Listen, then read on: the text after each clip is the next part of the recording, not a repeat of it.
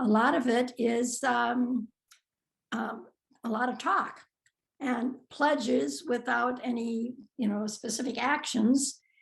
So I think Greta Thunberg has said it all when she says it's a lot of blah, blah, blah. And that's what we've been hearing for years, is a lot of blah, blah, blah, but no action. And she and hundreds of thousands of people that have been gathering there for demonstrations are really sick of all the talk with no action. So they're really trying to force this conference to turn into something and to mean something positive, but we'll see what happens. In the meantime, there's some things that have been good. For example, 100,000 protesters were in the streets of Glasgow on Saturday, and the Washington, some of the current targets are 40 nations pledging to stop the use of coal for power. Now, this is for electrical power. And so sometimes that's failed to be mentioned when they say, 40 nations have pledged to stop the use of coal. No, but it's just for the electrical power part. They're still going to be burning coal for other things. And Biden has refused to sign on to that pledge. And so has China, India, Australia. And those are the four countries that are some of the biggest users of coal. So we have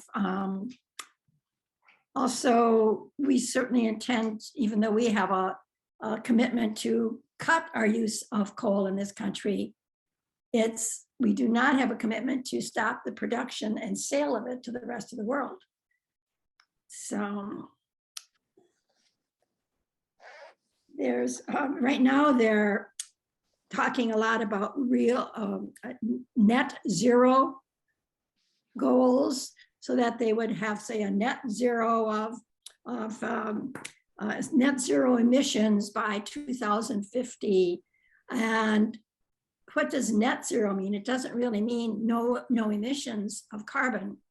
It really means that when you balance out the emissions that you are emitting into the atmosphere versus the amount that's being sucked in by forest land and technology that hasn't been invented yet, which they're counting on, that then the balance of that would be net zero. But they're still producing carbon and still emitting it into the atmosphere. So it's really a scam, in my opinion, this whole net zero concept. And it would involve a lot of the carbon trades and offsets, where a company, say in the Northern Hemisphere, could continue to emit X number of tons of carbon every year, but they would buy up a forest in South America or in Africa and make sure that that doesn't get cut down. Or as has been happening in Africa, they've been cutting down forests in these deals and planting palm plantations for palm oil, and having this be their carbon trade. And it's really an illusion. In those cases, they're ruining the forest and emitting the carbon. So you really have to look at this very carefully. Yeah, it's been pointed out that Microsoft purchased a large area of forests in California or Oregon as a carbon trade, and of course they all burned up.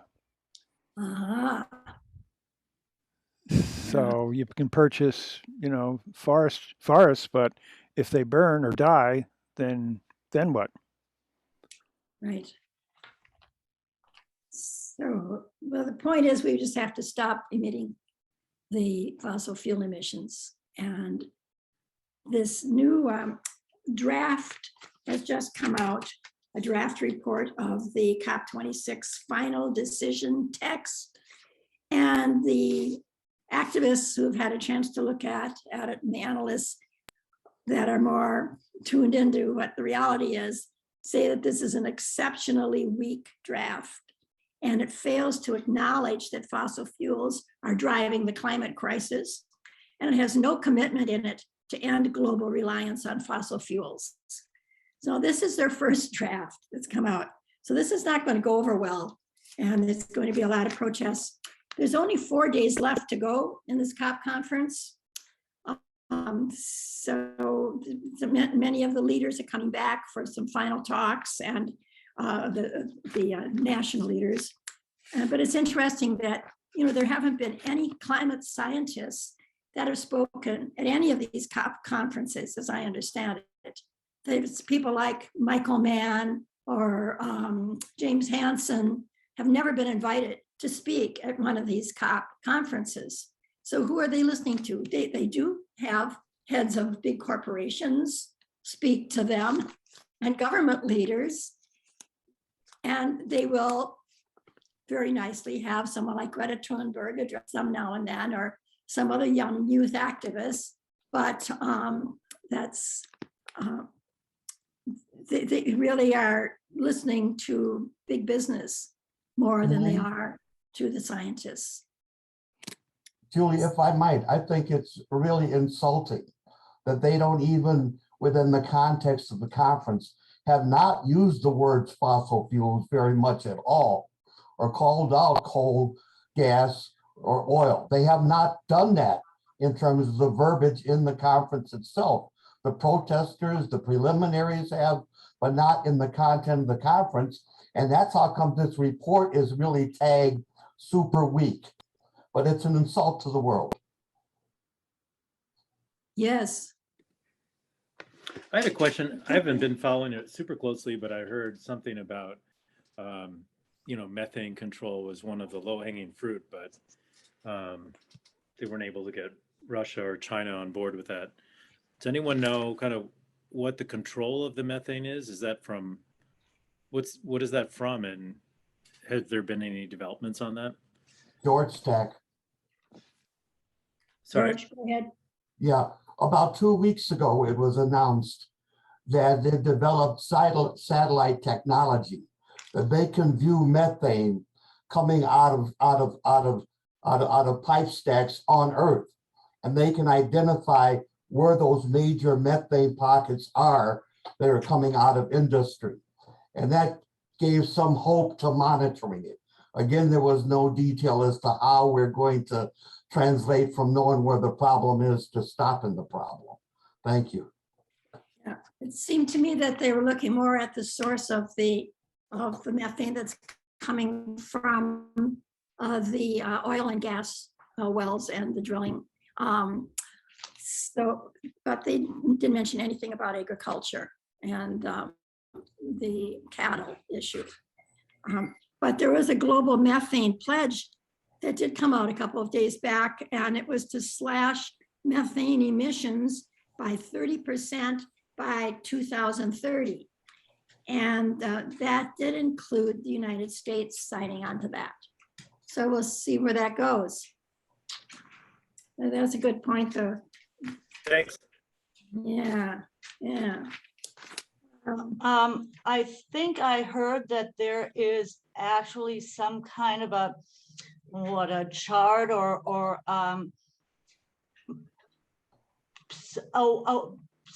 a way of showing what is going to happen if the climate goes up by 0.1 degree and 0.2 degrees, and it shows the different things, and I'm not exactly sure how that's available, but I think it is. But the main thing I wanted to say was, you know, I understand that this isn't going very well, but I am going to sleep soundly, secure in the knowledge that everybody's coming back in 5 years. Well, that's an issue right now too, that there just came up today, and some reports I heard that there's this talk now, this big discussion about how soon will they meet again in order to reevaluate their target goals. And that normally under the COP procedures, they meet every 5 years to do that. And now they're saying, no, that's crazy. We can't wait that long.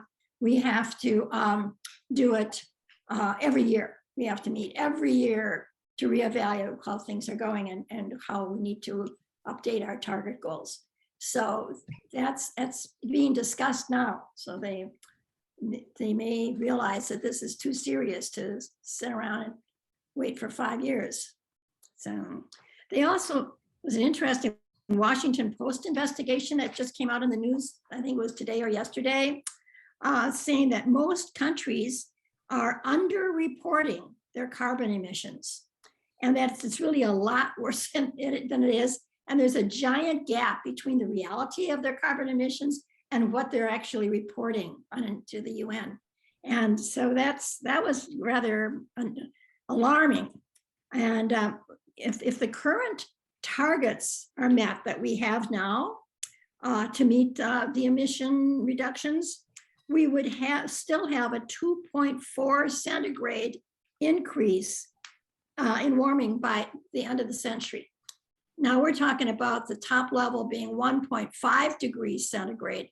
That's the top level that we can really count on surviving without, things getting totally out of hand. But this is with our current targets, if they are met, we would have a 2.4 degrees centigrade increase, not a 1.5.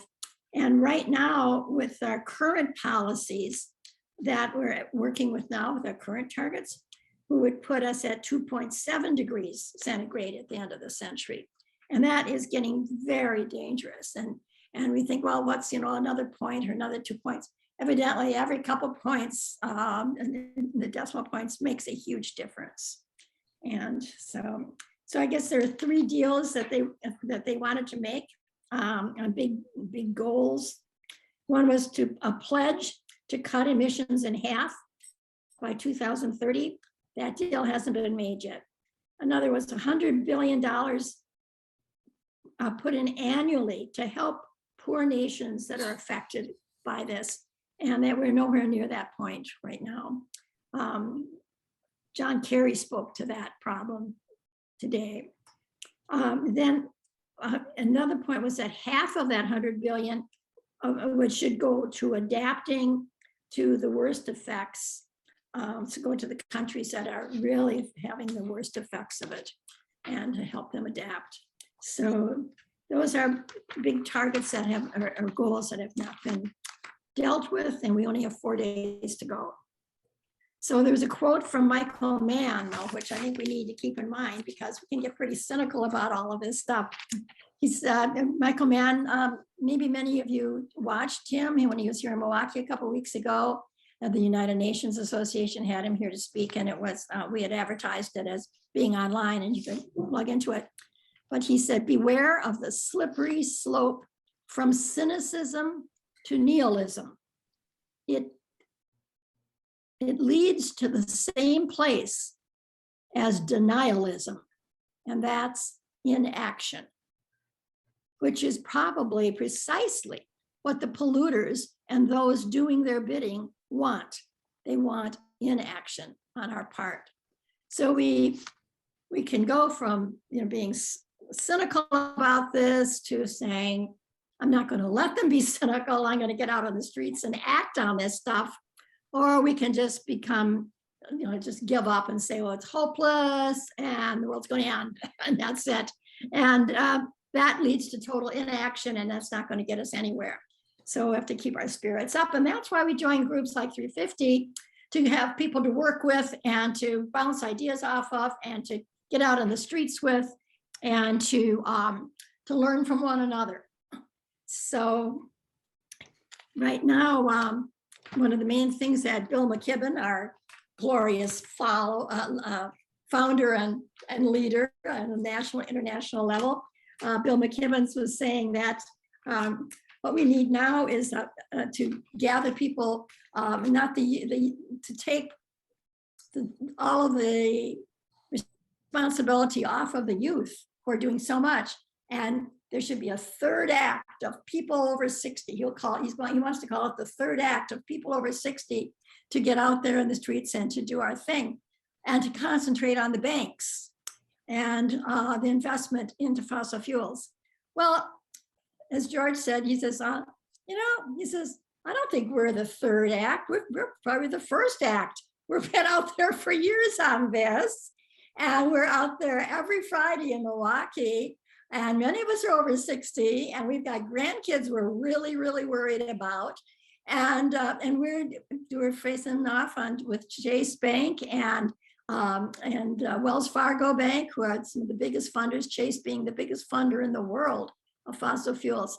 So I know it's getting cold these days, and if it's really snowy and rainy and horrible, you might not want to come out. But last Friday, there were about 8 of us that were there in the rain and in the wind, and we still did our thing. And people are still honking when we held up our signs, honk for a livable planet. And people are honking, and the people walking by are talking to us and saying, good job, thanks for being here.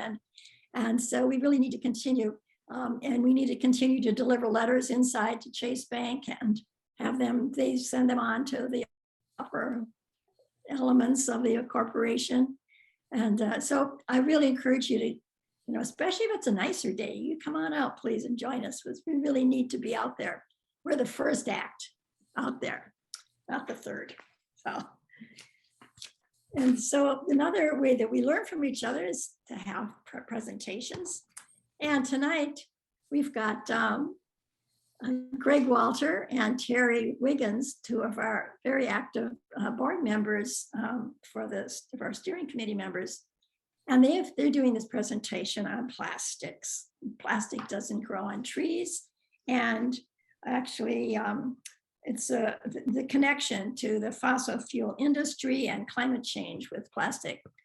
So I'll hand it over to Greg or Terry. Take it.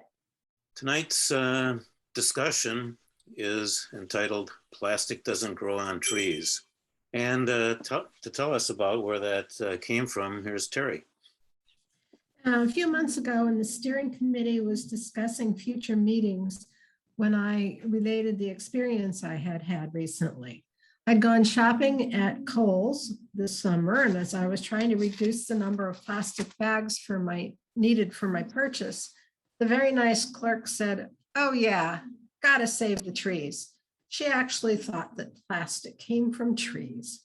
While we think that you are likely to be much more informed than that, we hope we might be able to provide some info that's new to you. So to be fair to Kohl's, we decided to take a look at what their plastic bags are and learn that up to 50% of it is made from recycled plastic.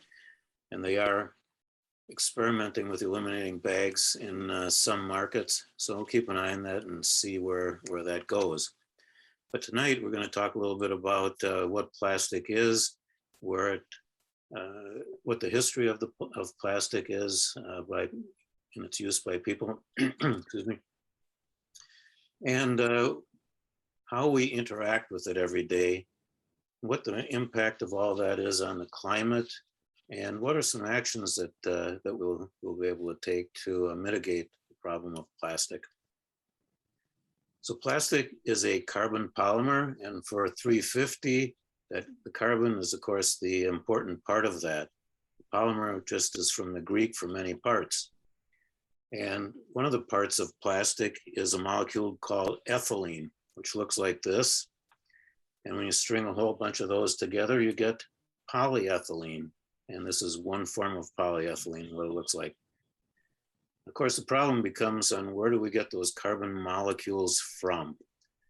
And more than 99% comes from fossil fuels.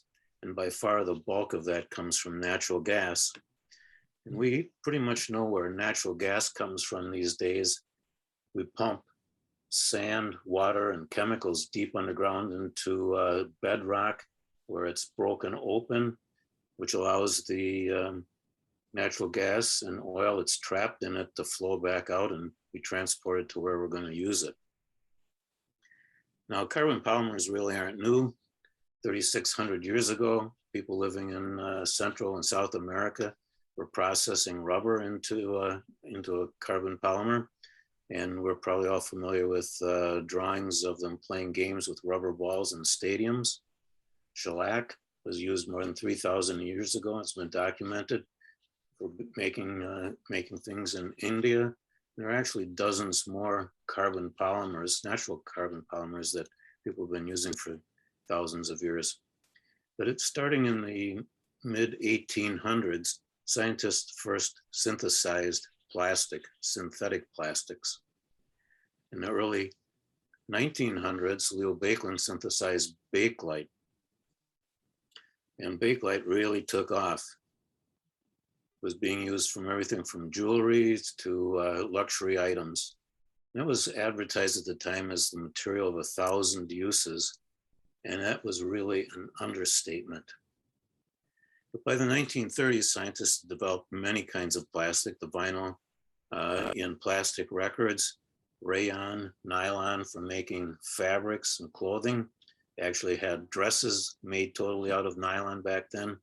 Plexiglass was used to build a show car. Pontiac built it in 1940 with a plexiglass body, frequently called a ghost car. The Neil Armstrong planted a nylon flag on the moon. Furniture was being made out of plexiglass. It was really invading most of our culture with what were considered to be luxury goods.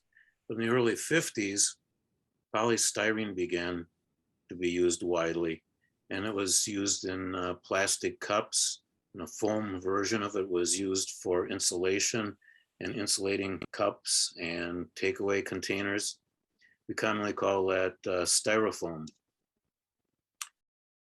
So plastic had really become embedded in our culture, so much so. I just want to say one word to you. One word. Yes, sir. Are you listening? Yes, sir. Yeah. Plastics. Exactly. How do you mean? There's a great future in plastics. Think about it. What do you think about it? Yes, I will. Enough said. That's a deal. Not only had it been embedded in our culture, but it's become embedded in our planet.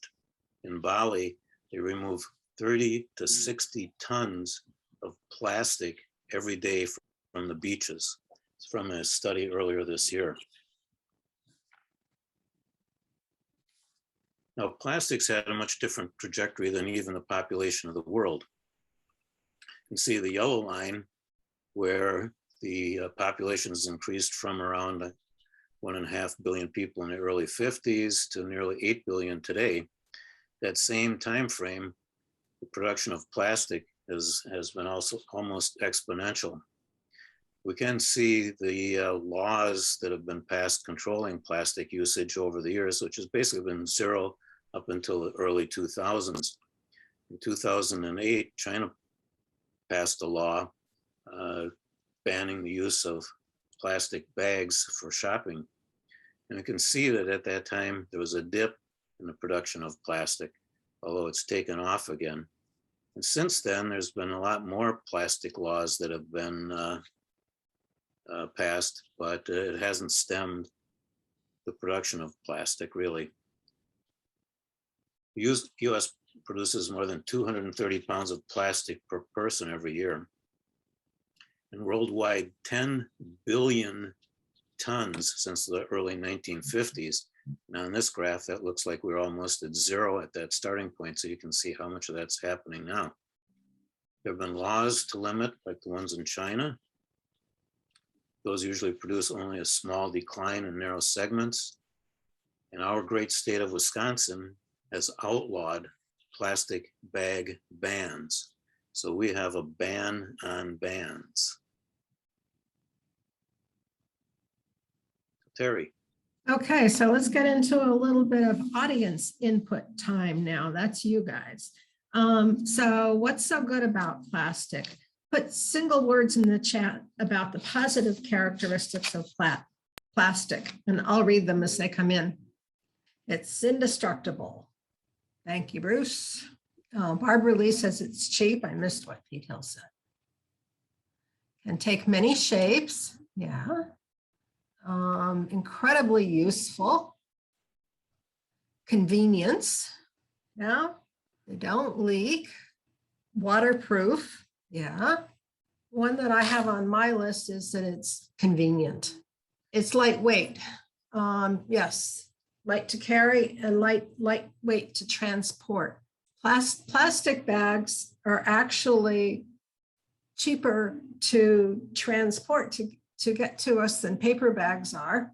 Yeah, you can use them to pick up dog poop too. Okay, let's go on to the next slide and talk about where do we find plastic every day. We'll put categories on the screen, and when you see a category, respond with a single word to what's in that, kinds of things that are in that category. Packaging, you bet. Food preservation, yeah, all that plastic wrap and plastic containers and straws.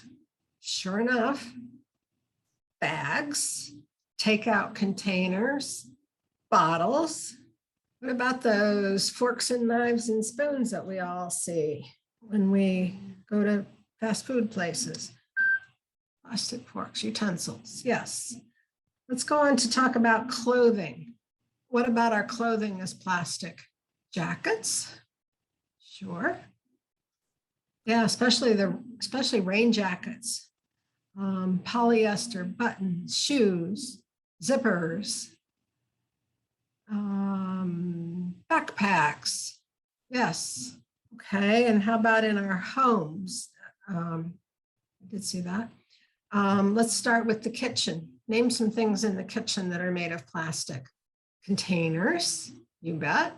Plastic bags, ice trays, good one. Utensils, cutting board, coffee maker, glasses, okay, and garbage bags. Yeah. Let's move on to the bathroom. Name some things in the bathroom. Bottles, toothbrushes, yes, yes. Shampoo, shower curtain, toothpaste holders, shower mats, drinking glasses in the bathroom, yeah, wallpaper. Yeah, didn't think about it. I guess that's plastic. Pill boxes. Okay, soap dish.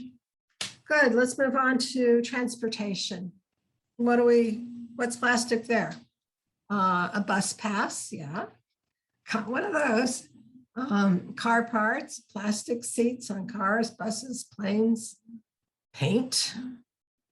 Okay, and Chris wanted to talk about microfiber sheets on the bed. Yeah, well, sorry, we didn't do bedroom, but bus components, parts of planes, trains, autos, bus signs. Okay, good. So we see that plastic is all over the place.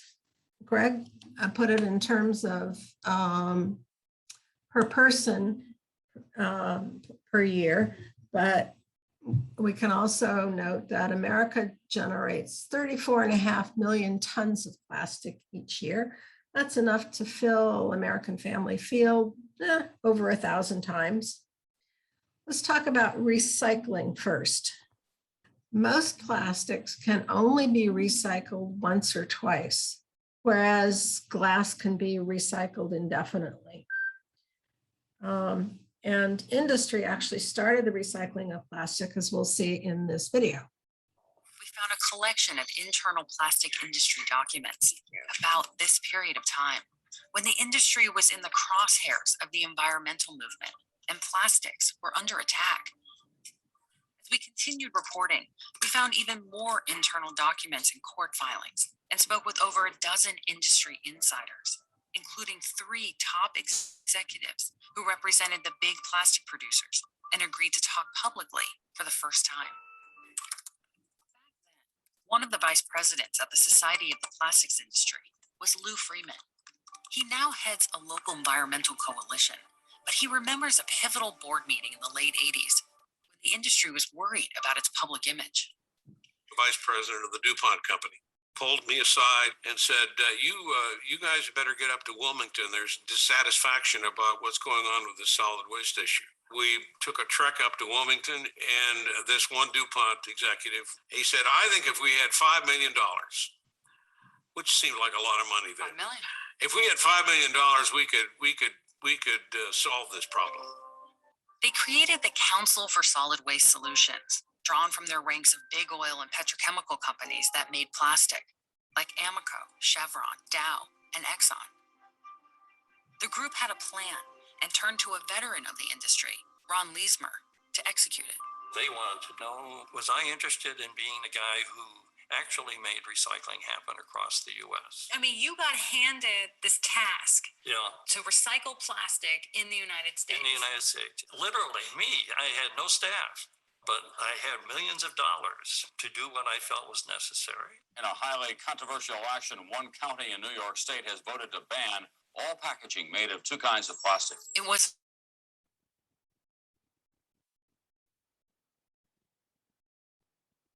What happened to the sound? To outlaw the use of polystyrene plastics. Leesmer was sent to Minnesota on an urgent mission. Brand name companies that used plastic were facing bans on their products.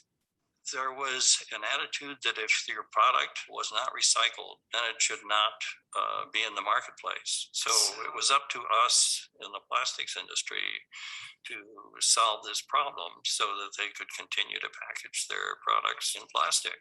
And Leesmer found a solution. To appease government officials, the industry funded a local recycling pilot project. The industry attitude was, we'll set this up and get it going. But if the public wants it, they are going to have to pay for it. The plastic bans were averted. Do you think that they took a lesson away from how to fight the bans? Oh, yes, it was, we need to be doing things. Like what? Don't wait until legislation appears. You're saying preempted. Yes, do it first. And we did. Did you feel like they cared more about selling plastic than they did about making recycling work? Making recycling work was a way to keep their products in the marketplace. It was a way to sell plastic. Yes, it's a win-win situation. You get recycling going, that has its benefits, and it improves the image of the material.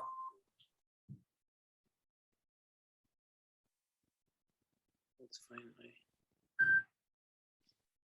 Okay, so this is about recycling.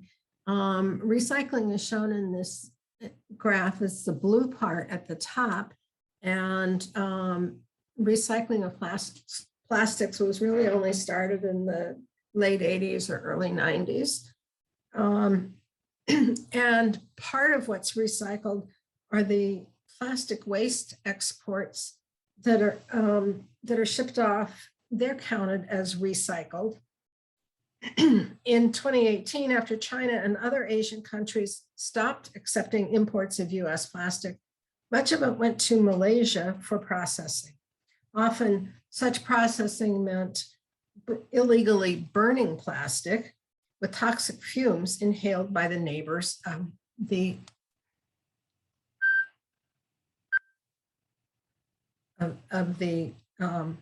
illegal dumps. The other problem with incinerating plastics is that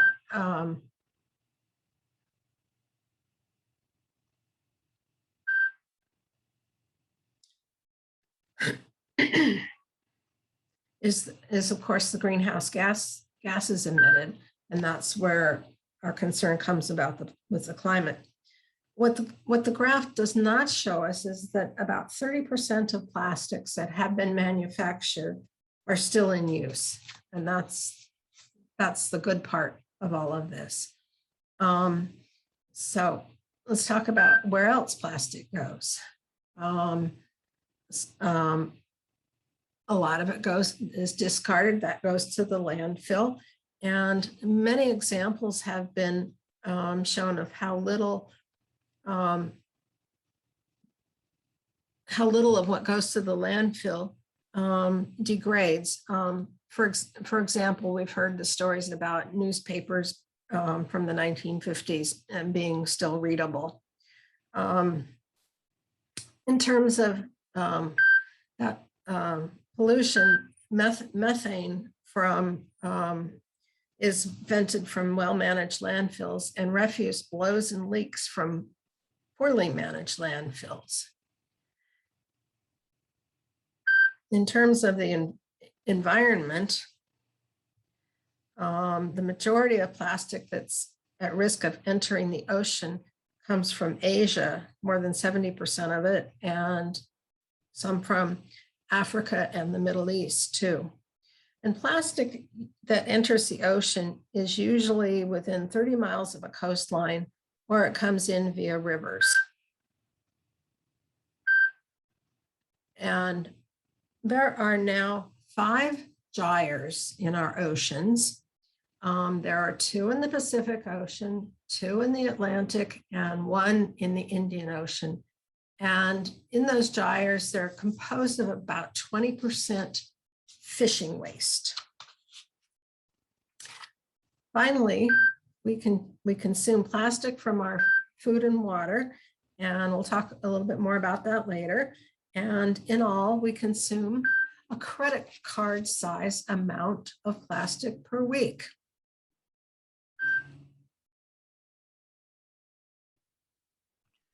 Okay, so seeing that plastic has a really broad impact, impacts our health, it impacts pollution around the world, it actually increases mortality, there's destruction to the environment of the planet, and then there's the climate impact. So I'm going to look at 3 parts of the impact to the climate. First of all, creating the feedstock for making plastic, that's extracting and transporting the raw materials which make up plastic. Natural gas, as we said, is about 90% of the raw material used to feed plastic plants. And natural gas, depending upon which well you get from it, is up to 90% methane. And we probably all know that as a greenhouse gas, methane is much more potent than carbon dioxide. But there is good news. The half-life of methane, and that's the amount of time that once it's put into the atmosphere, takes for about half of it to disintegrate, is only about 10 years compared with thousands of years for CO2. But not so good news is that what it does in the atmosphere is break down into CO2 and water, which are both greenhouse gases. And of course, the carbon dioxide lasts in the atmosphere again for thousands of years. So you could think of the children of methane are going to last in the atmosphere for literally thousands of years.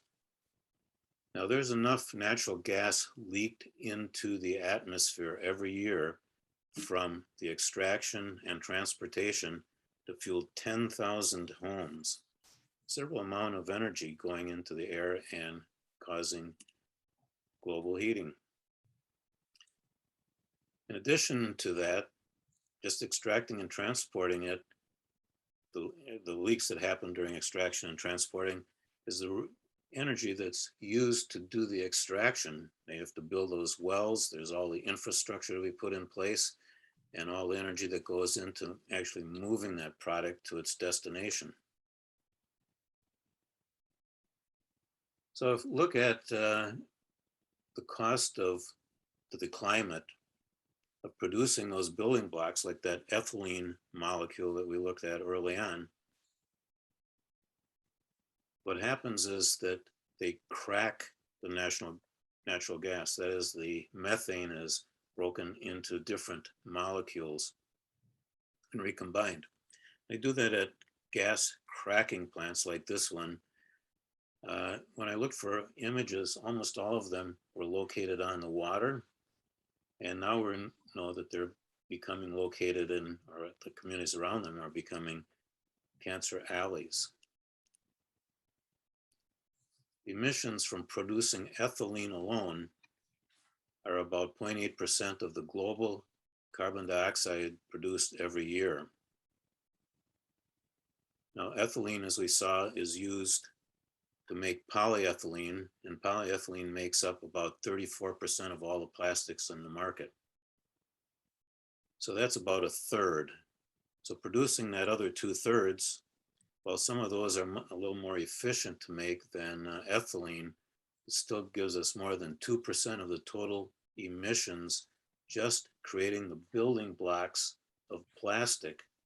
And that doesn't include the extraction and transportation, nor the downstream effects of plastic.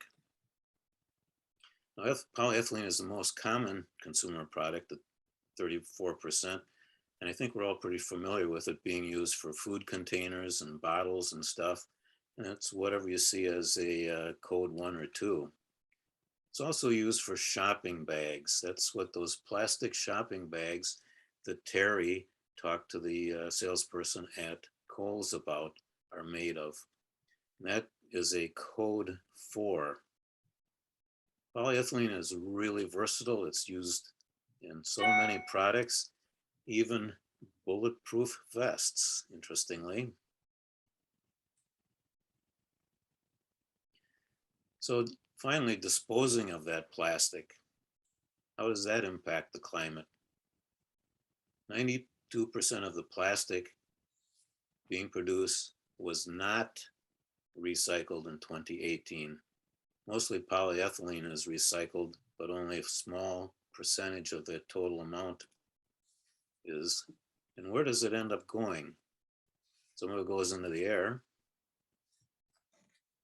A lot of it is incinerated as a fuel, sometimes to produce electricity, although that's really not a viable alternative. Recycling actually saves much more energy than burning it. As Terry pointed out earlier, it leads to greenhouse gases as well as toxic pollutants. Some of it goes in the ocean where it breaks down into microparticles, microplastics floating in the ocean. There it actually interferes with phytoplankton and zooplankton, and it inhibits their ability to break down the CO2 that's in the water and or the air into nutrients for itself, as well as oxygen. It also impacts us on the land. Study done earlier this year and published last May found that beaches that are polluted with plastic are up, the sand there is up to 2.5 degrees centigrade warmer than sand on beaches without plastic. So where are we going to go from here? Plastics are a blind spot. It's not talked about a lot in climate debates or energy debates. Fossil fuel industry sees the writing on the wall. They're actually pretty bright. They know that with the way that transportation is being electrified and the drive for that, the reduction in fossil fuels for generating electricity and many other things going on, that they're not going to be getting profits from those industries anymore in the future. And so they're looking to plastic to be the future of the growth of the fossil fuel industry. And Terry, you want to pick this up?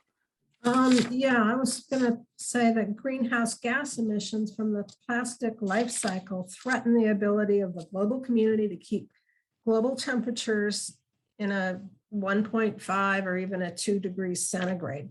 By 2050, the greenhouse gas emissions from plastic could reach over 56 gigatons, 10 to 13% of the remaining carbon budget. And along the way, if plastic production and use grow as currently planned, by 2030, these emissions could reach 1 1/3 gigatons a year, equivalent to the emissions released by more than 295 new 500 megawatt coal-fired power plants.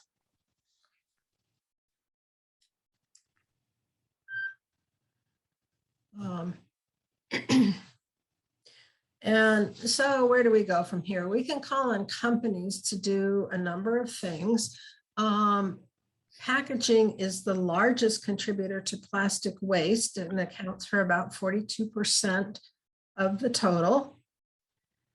And it is the dominant force form of waste because it is the sector which uses the most plastic. It has a very low product lifetime, and so typically becomes waste within 6 months. Most of our current approaches to tackling the problem of global plastic pollution focus on very small impact solutions like plastic straw bans. And it's estimated that if all those straws around the world's coastlines were lost to the ocean, this would account for approximately 0.03% of ocean plastics. So these well-intentioned approaches will be quickly absorbed by the growth of global plastics production. Even so, they are important as stepping stones, as ways to get people involved and begin to understand the issues with plastics, just as recycling was when it was introduced. So we must focus on the high impact solutions, calling on companies and on governments for action. Understanding the global picture of plastic pollution helps us do this. So companies could phase out single-use plastic like packaging products, and they could be transparent about their emissions in the plastic production process, and they could advocate for political action to drive industry-wide transformation. And if you want to learn more about these efforts or these possible initiatives, they're all available in the references at the end of this presentation. And the things that we can call on local and national governments to do to have impact on the plastic issue is, well, oftentimes that the communities that are most impacted by plastic production are BIPOC and or poor communities. So recognizing and ameliorating environmental injustices is important. Global Plastics Treaty could go a long ways towards solving some of the disparities in the way various countries produce and dispose of plastics. Zero waste economy would be the ideal. And we could encourage the phase out of single-use plastic. That's the work of the Plastic Free Milwaukee group here in Milwaukee. As I mentioned before, straws are only a teensy tiny part of the plastics burden, but talking about them and working to eliminate them is an entree to raising consciousness about all the issues with plastics.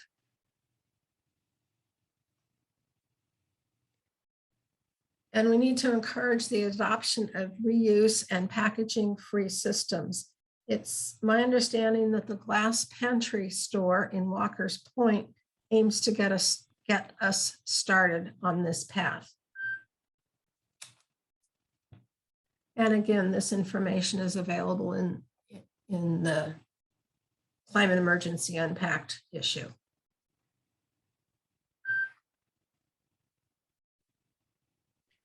So those are some government and corporate actions, but we're probably all pretty familiar with taking some actions ourselves.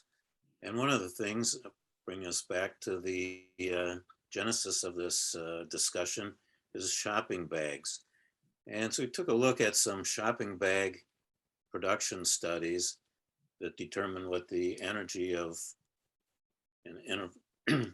and environmental impact of producing shopping bags is. So they used plastic bags as a baseline. And for the study, they considered each bag to be used twice, once for transporting the goods from the store and once as a trash bag. So they actually had double use. So they compared that to paper bags and looked at the environmental cost of producing a paper bag, determined that you would need to use a paper bag 3 to 10 uses, and different studies came up with slightly different answers, maybe fairly big differences, in order to reduce its impact to that of using a plastic bag twice. Looked at reusables, including cotton bags. And you'd need to use a cotton bag more than 130 times in order to reduce its impact to that of a single plastic bag used twice. Non-woven polypropylene, which is another plastic, you need to use 11 times to make that same reduction. They also reported the big obstacle is people don't bring the bags to the stores. So they're tucked away in drawers or in closets gathering dust after a few uses because people just kind of forget about it. The big takeaway is reuse every bag that comes into your possession. We found during the pandemic, when you could no longer bring reusable bags, that paper bags actually could be used 50 or more times before they got to a point where they had torn enough. They weren't very usable anymore. So what I always say to my wife is become that weird person at the market. So we've started bringing those tear-off bags you see in produce. We rinse them out and bring them back and reuse them quite a few times before they're completely worn out. And I'm sure that people look at us and think, well, there's strange people there. Another individual action that some of us have looked at taking is reducing the use of clothing. More than 2/3 of clothing textiles come from fossil fuel. And that's according to a study published earlier this year. From that study, George Harding Rolls, whoever he may be, had this quote, basically that fossil fuels are practically in everything you wear. Plastic is a miracle material, as I think a couple of people sort of pointed out when they were putting words into that earlier chat discussion. Trouble is that washing sheds plastic microfibers into the environment, so they're washed into the water along with all the soaps and other things, dirt and stuff that comes out of your clothes. And a lot of studies have been done, but the bottom line is that we're literally eating, drinking, and breathing our clothing, the bags that we throw out, the bottles that we throw out. On this scale, the head of a pin would be roughly this size. So when you get your sea salt chips, remember that you're getting a side of clothing.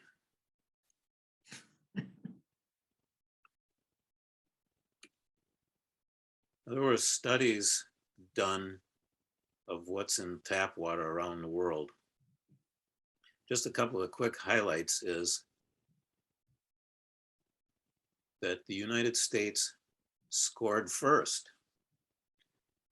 More of our tap water has plastic fibers in it, and our tap water has more plastic fibers in a glass than anyone else. Close follow-up was Lebanon, which came in just below us, but with a few less fibers in their water. But in places like Europe, they were almost at 75% of what we're producing, and they only have roughly 2 fibers in a glass of water. It's something to think about.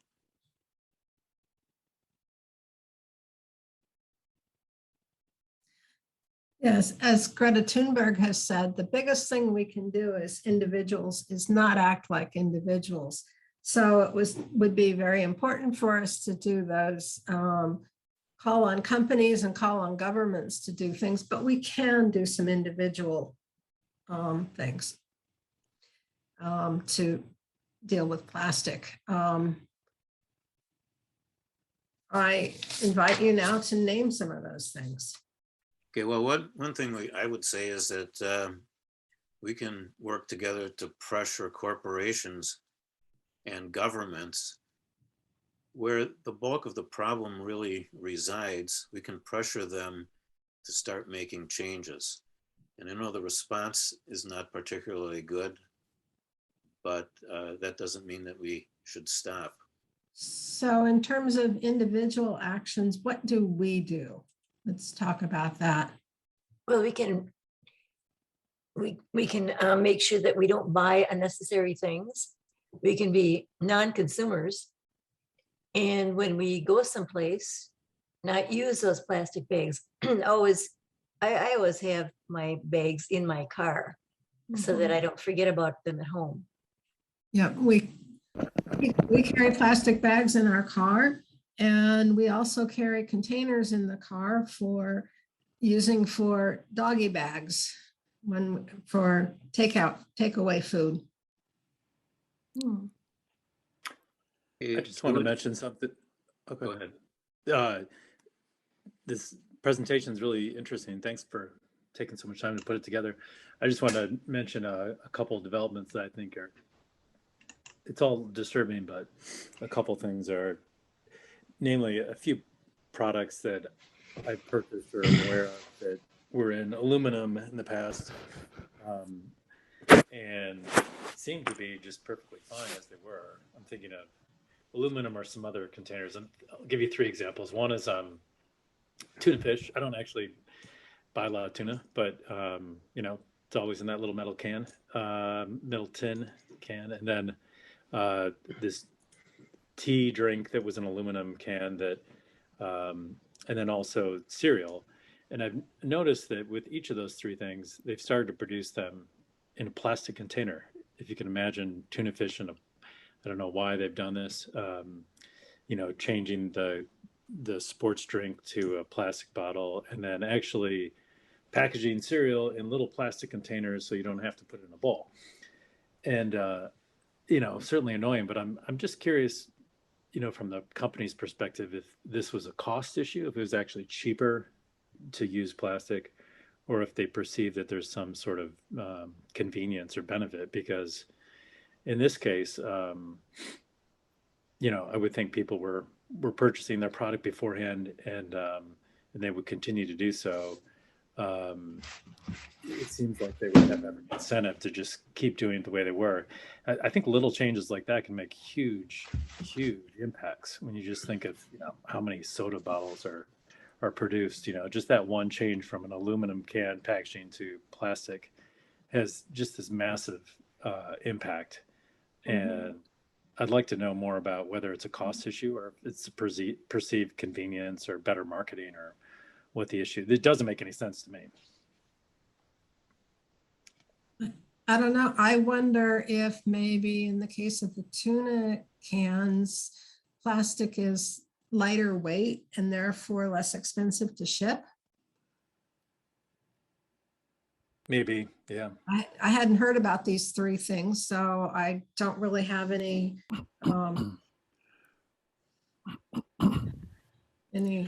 wisdom. One of the most wasteful uses of plastic seems to be food to go. So we should just avoid ordering food to go and just eat food at the source or make it at home. In fact, especially during the pandemic, we've found restaurants that use basically paper or cardboard for their takeaway foods. So to avoid getting those plastic containers. But yeah, you're quite right that that's a big source. But let's go to the stack. Julie? I was going to also say that the shopping bag issue is something you get into a habit. And as soon as I empty out my groceries in my kitchen from my cloth shopping bags, I hang them on the doorknob to go out the front door.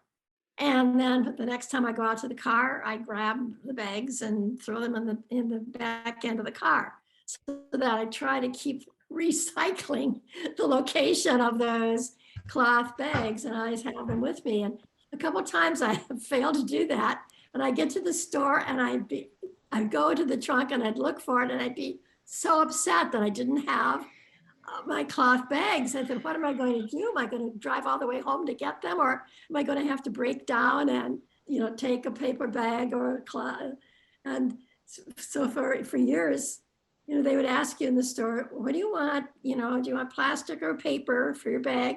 And I'd think, well, let's see, what do I want to do today? Do I want to, use up more oil for the plastic, or do I want to have more trees cut down for the paper? And it was always this big, decision you had to make all the time. And so it really is such a great thing to have the cloth bags. And I think back to when I was a kid, and we always had cloth shopping bags when I was a kid. And I think of the things that, the first things we had that were plastic, I think it was the telephones actually, and radio. You showed that on the that slideshow before of the objects that first came out.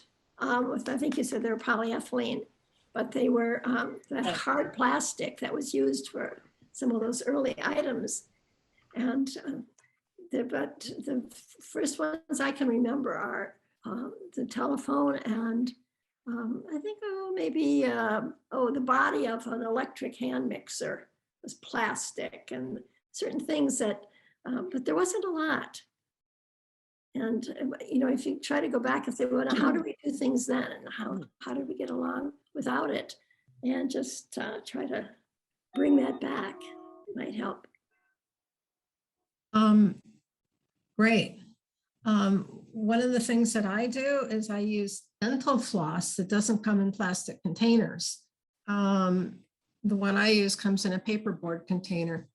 It does have the little tiny piece of plastic for the core of the roll of dental floss, but that's the only plastic. So. Hey, next on the stack is Joe DeCanocha. Hi. Yeah, a couple of years, I'm trying to answer the question of Greta Thunberg's question, what we can do as individuals to not act like individuals. A couple of years ago, I was involved with Greenpeace, and they put together the story of plastic, of course, the video, and also they had a campaign going where they were targeting grocery store chains because the grocery store chains were actually packaging their raw vegetables and fruits in plastic, and they thought that Greenpeace thought that was a terrible idea. It should be open to the public to pick their own apples and bananas and all that kind of stuff. And the ultimate was seeing a corn cob in a single container of styrofoam. That was the stupidest thing you could ever imagine. All right, so anyway, so they came up with this great idea. They had their volunteers that were called in on this webinar. There might have been 100 people on the Zoom call, and they were all supposed to target the 5 largest grocery store chains across the country. They named the names of the grocery store chains, and they were supposed to go out to their local grocery store and take pictures of the types of food that was wrapped in plastic. And it was a video show of all the abuse that these grocery store chains were doing, and they submitted all these pictures to a website, and they gathered them all together, and they presented them at a later time, a week or two later, presented them to the grocery store chains, CEOs and marketing people and all that kind of stuff, and they said, you have to do something about this. And you have to get your suppliers to not wrap their product in plastic, and you should not wrap your stuff in plastic. And they basically shamed them into changing their ways. Unfortunately, I think COVID came along, and to pick up your apple from a grocery store bin with your tainted fingers, it was not a great idea. So I don't know whether that's been resolved or not, but I thought it was a great idea to get a whole bunch of people involved with a common effort. So that is doing some on a massive scale. And I think it worked to some degree, because I'm seeing a lot more open apples, and they're not wrapped in plastic, and they're not wrapped in styrofoam and all that kind of thing. So those are all great ideas, I think. Thanks, Joe. George Martin, I believe you're next in the stack. Thank you. I just want to bring up an example that has to do with both points, as Greta Thunberg has said, not act as individuals, and then what can we do? A number of years ago at our second U.S. Social Forum, and I was on that steering committee, was held in Detroit.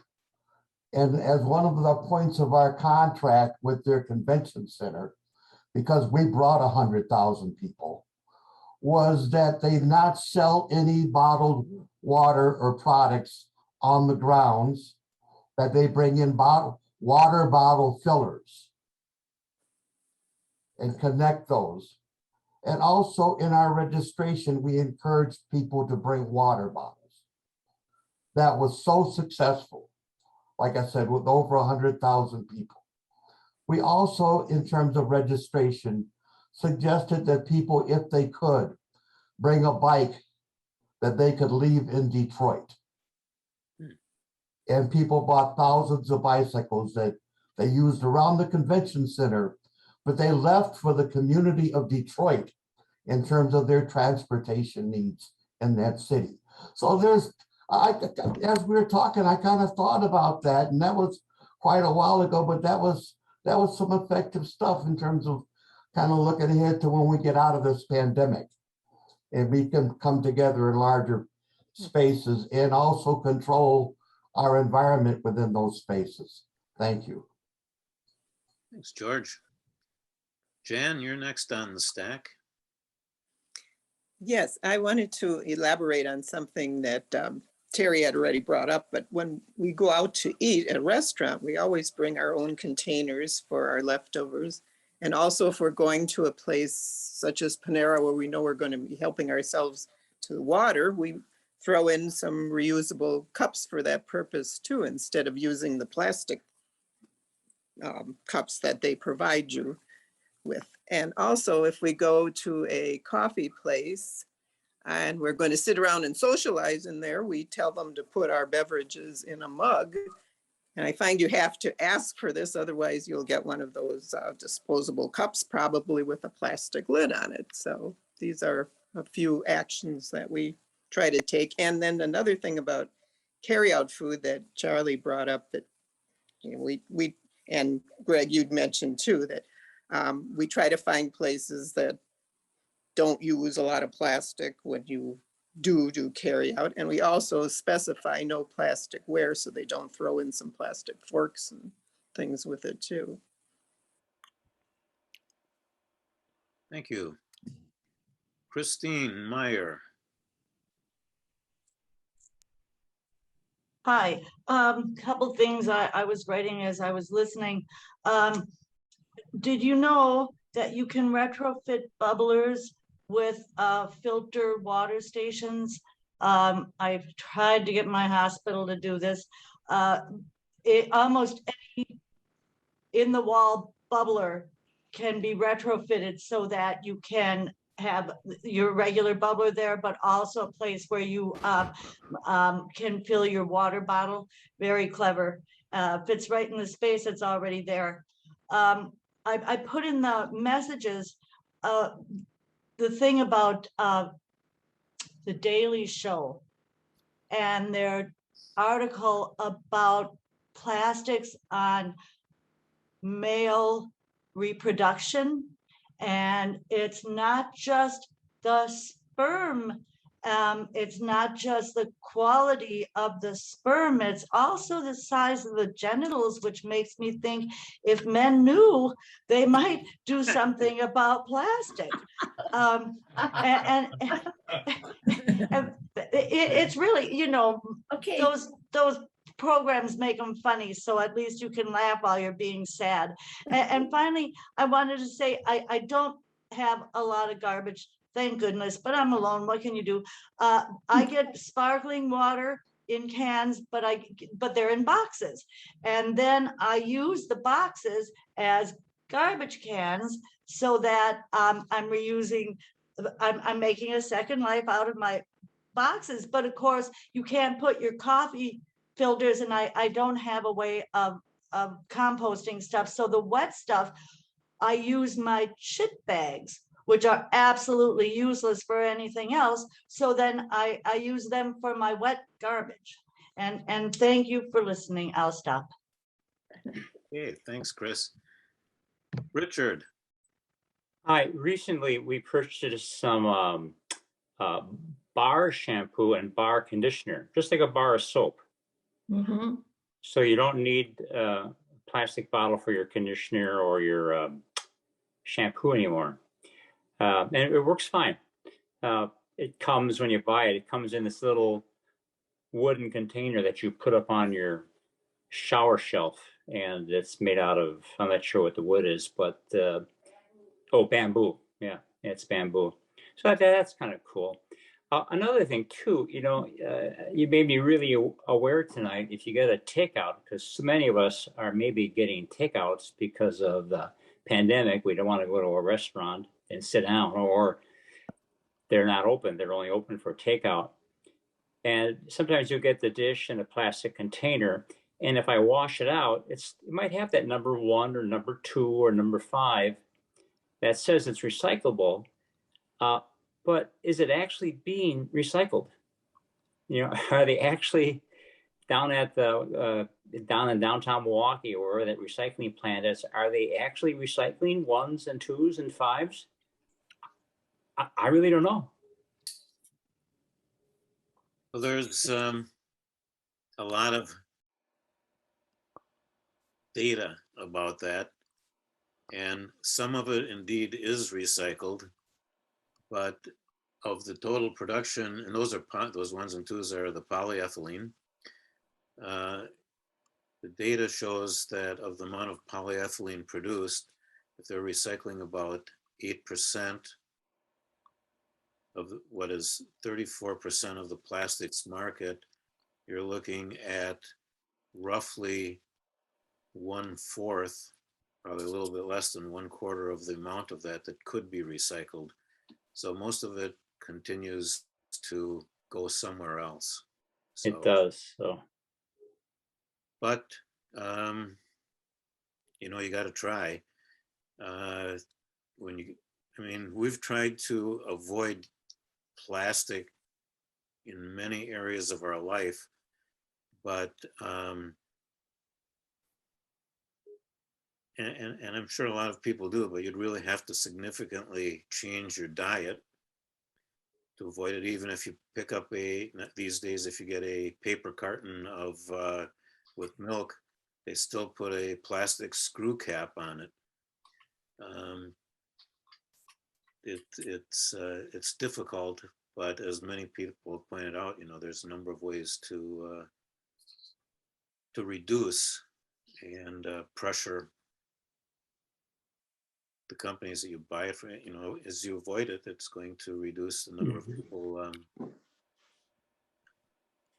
the number of products that people are going to put in it if they start losing sales because it's not selling. Anyway, Julie, you're next on the stack. A number of years ago, there was an effort to address the overpackaging of so many things, whether it was being overpackaged in plastic or in cardboard or whatever. And there was a local campaign, and it may have been part of a national one that I participated in, where you'd go to the store, and if the item that you purchased had excess packaging, you would, as you were checking out, you would unwrap it right there and leave all the packaging behind for them at the store to recycle or to do whatever they were going to do with, and just explain, I don't need all this extra packaging. This is ridiculous. Sometimes there'll be 2 or 3 layers. And, I really oppose this, and give this to your manager. Let him deal with it. And then I walk out with it. But after a while, I started to feel kind of sorry for the poor checkout people that got stuck with all of that stuff. But it was definitely a consciousness raiser for them. Terry, you're next on the stack. Yeah, I was just gonna say that when we had to replace our old pressure cooker because it broke, we got an Instant Pot, which we use for making yogurt and for cooking the beans for hummus. And the advantage of making those 2 things is that we bring a whole lot fewer plastic containers into the house. Mhm. Thank you. Pete Hill. I'm gonna have to eat something like now.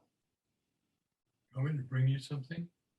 Oh, Pete, you need to unmute. Oh, sorry. Hi there. I'm